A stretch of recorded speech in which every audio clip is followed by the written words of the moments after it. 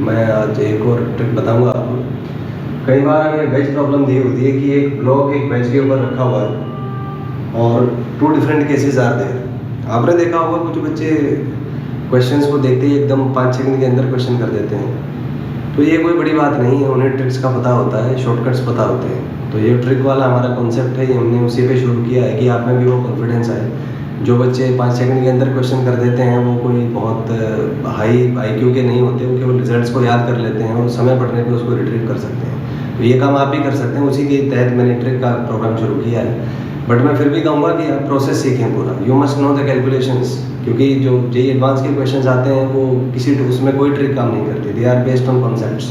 तो पहली चीज़ आपको कॉन्सेप्ट्स आने चाहिए।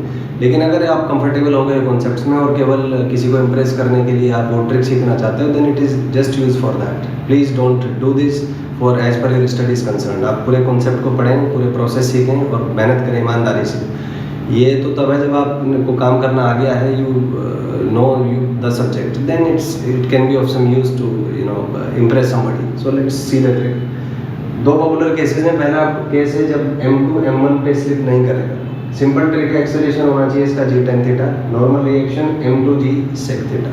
रिजल्ट याद कर लीजिए इसका, 5 सेकंड में आपका आंसर आ जाएगा। सिमिलरली कई बार होता है कि M2 फॉल्स फ्रीली, तो M2 अगर फॉल फ्रीली करेगा तो इसको आप पीछे खींचें, G cot थीटा से नॉर्मल रिएक्शन में भी 0। इन रिजल्ट्स को आप वेरीफाई करके देखें। मेरी अगला जो मैं इसका डेरिवेशन बताऊंगा कैसे आएगा उसके थ्रू। तो ऐसे आप भी किसी को इम्प्रेस कर सकते हैं, 5 सेकंड के अंदर क्वेश्चन सॉल्व कर सकते हैं। Thank you.